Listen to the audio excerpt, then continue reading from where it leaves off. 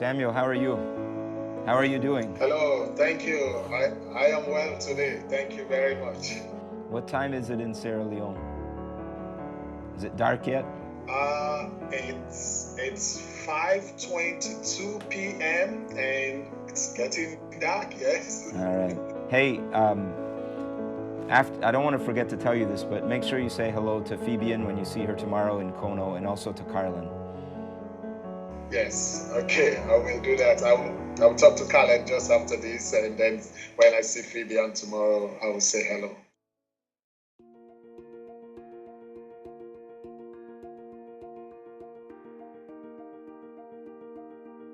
The Sierra Leone Alliance is an organization made up of several ministries, all of them headquartered here, centered here in Western New York.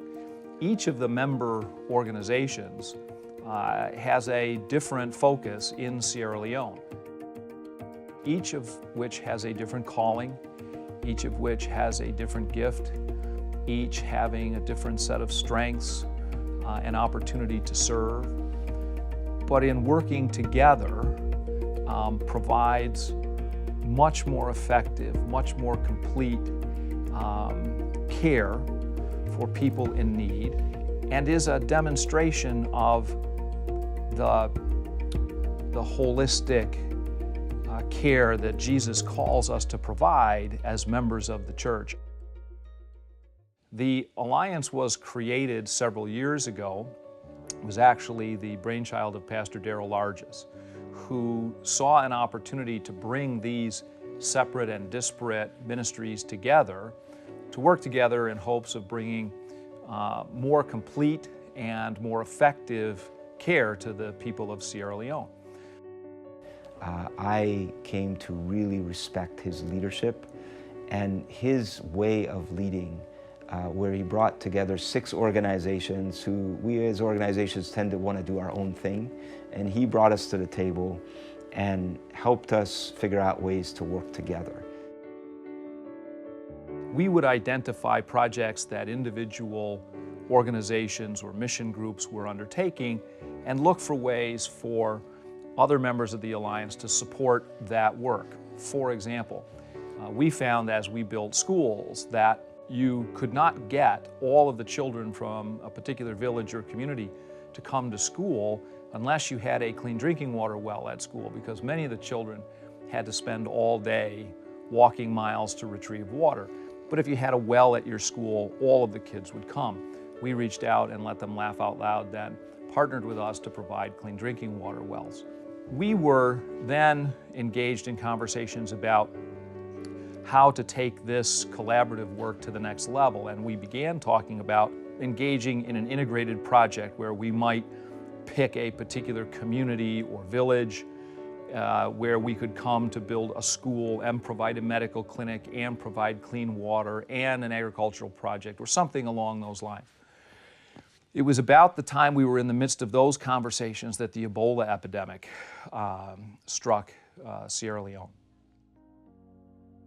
So the first case of Ebola was in the spring of 2014. First started in Guinea and then in Sierra Leone in the end of May. And that was a scary time. Ebola is a fearsome disease. If you get exposed, you have a 70% chance of dying. There's really no cure, medical cure for the disease. And the way you get the disease is primarily by touching or helping someone who's really sick or their dead body. In October that year, I went over to Sierra Leone. During that trip, I met with the in-country leaders of the Sierra Leone Alliance. Pastor Daryl basically said, Myron, when you go, I want you to meet with these leaders. I want you to ask them, what is it that we in Buffalo can do to support you guys who are on the front lines? When a diagnosis of Ebola is made in a family, the whole household gets quarantined. And during that time, they're not allowed to come in or out of the property, which was a huge problem because in Sierra Leone, you don't have freezers, you don't have refrigerators, you're day to day with food. And so these people were getting hungry and they were deciding to leave. They were fleeing in the middle of the night, which was only helping to spread Ebola. So the Alliance leaders said, one of the things that's really needed is food support for these households. And right there in a couple hours, we drew up a plan. And when I came home, I met with our team here, our Alliance leaders from each of the organizations, and with Pastor Daryl. And I said, this is what the need is. This is what we can do. This is what it would cost. And really it was remarkable. I mean, within the course of a month or two, we raised over $250,000. And that money over the next 6 months was sent on a monthly basis to our teams in Sierra Leone. And we ended up providing food support for hundreds and hundreds of families that were quarantined over much of Sierra Leone. And I think because of the faithfulness of our team in Sierra Leone and because of the faithfulness of the Alliance here, I think we were part of what turned the tide against Ebola. And we definitely were able to show that in the midst of this suffering, and it was a hard time for the people in Sierra Leone, that in the midst of that suffering, Jesus cared and people in Western New York cared. So it made a big difference. When the crisis was finally brought under control, the World Health Organization and UNICEF specifically singled out the Sierra Leone Alliance as having been effective in arresting the spread of the Ebola epidemic in the parts of the country where we were serving. And we had served in, I think, 9 of the 13 districts in Sierra Leone. So the program was very widespread across the country. There still was the aftermaths of the crises. And one of the main challenges was that suddenly thousands of children across Sierra Leone were left with no mothers or fathers or both. And in a very fragile country where there are a lot of people who don't have enough food even for their own children, these children were especially vulnerable.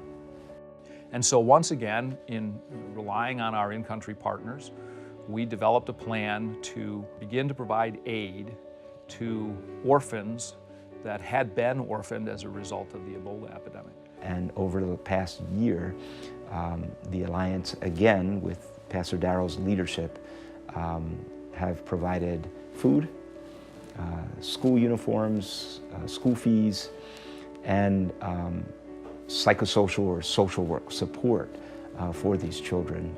And so we served nearly 500 orphans very directly in the immediate aftermath of the crisis. And that's been a really, again, a good way to sort of show Jesus's love to folks in the midst of suffering. And Sierra Leone, for at least the decade immediately after the war, was the poorest place on the planet. So if we're to take seriously, the scriptural directive that we're to care for the least of these, there aren't any people on the planet who are any more needy or in desperate need of help than the people of Sierra Leone. But each of us was called by God in a very different way. What Daryl saw was that we were all called to the same place, and that if we would come together and work together, we could leverage our experience, our resources, and our passion to do more and better for the people than any of us could do all by ourselves. I think the next step is really for us to continue to figure out ways to work together on the ground in Sierra Leone and really to follow the lead of our leaders there. There are some good leaders in country that are figuring out ways to work together, and our job is to really just support that. I would love to see us start more clinics, start more schools, maybe go to villages and places where we can work together and be holistic in our mission. There's a time for relief effort, and that was when the Ebola crisis was raging, and now Ebola is gone. Now it's about building up development, like helping people get on their feet and be able to sustain themselves, things that can help folks in Sierra Leone overcome the obstacles that they're facing. That's what I'd love to see us be involved in the future. It's getting to that point where finally the government has conceded that we are in a very serious economic situation. And what the explanation for that from the side of the government is the Ebola crisis, the impact of the Ebola crisis. So even though the Ebola crisis is gone, we're still feeling the impact of that, and the government is taking serious steps to try and cut down on all sorts of things, increases in the prices for essential items like food, electricity, water, and things like that. So maybe a prayer request for us as a nation that we would be wise in dealing with this situation. But obviously for the Lord's continued provision for many people who are feeling the brunt of it.